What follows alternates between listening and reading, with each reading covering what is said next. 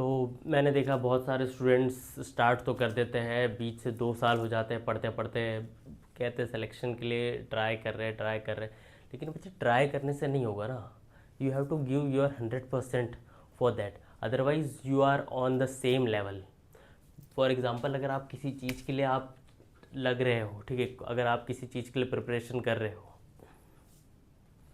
अगर आप किसी चीज़ के लिए प्रिपरेशन कर रहे हो तो you have to give your 100%, otherwise you have not climb that mountain, otherwise you are stuck on a same place, there is no progress for that examination. For example, मैं आपको एक चीज़ बताता हूँ कि फॉर एग्जाम्पल अगर आपका गोल यहाँ पे है, ठीक है, आपका गोल यहाँ पे है और यू आर स्टिल हेयर, ठीक है, कभी आप यहाँ तक पहुँचते हैं, कभी यहाँ तक पहुँचते हैं, ठीक है, फिर सेम लेवल पे यहाँ आ जाते हैं, but you have to go there.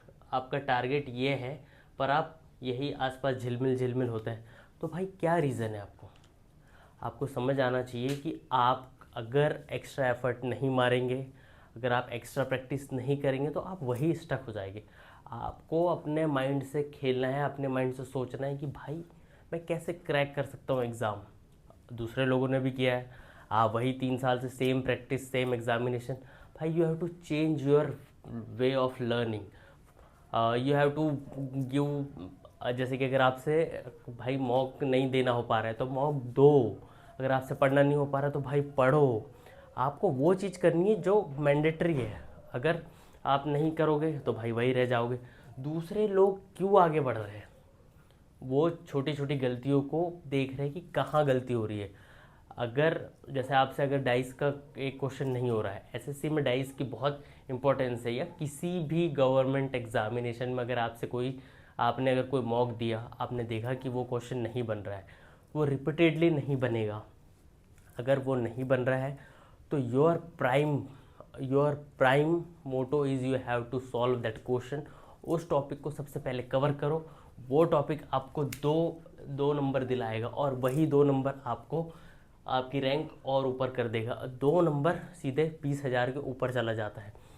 28 lakh लोगों ने फॉर्म भरा है और सिर्फ 2 नंबर से लोगों का सिलेक्शन हो रुक जाता है, और फिर आप अपने आप को कहते हैं कि मेरा इस बार भी नहीं हुआ, इतनी मेहनत करने के बाद भी नहीं हो रहा। तो भाई मेहनत को सही जगह पे लगाओ। अगर आप सही जगह नहीं लगा सकते तो आप यहीं पे घूमते रह जाओगे और सिलेक्शन वाला सिलेक्शन ले जा लेगा।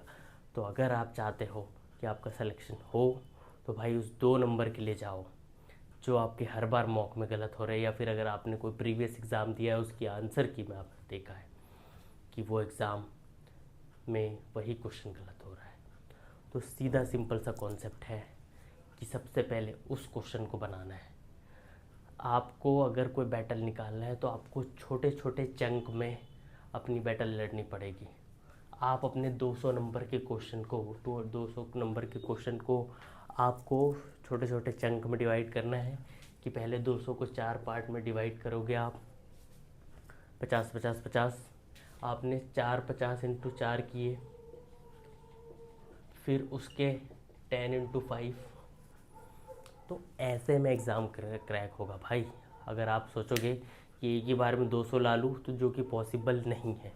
आपको हर बार 200 के चंक, बड़े चंक से छोटे छोटे छोटे छोटे चंक को निकालना पड़ेगा, उसी के बाद आपका एग्ज़ाम क्लियर होगा। Otherwise you are stuck on that same position for every year.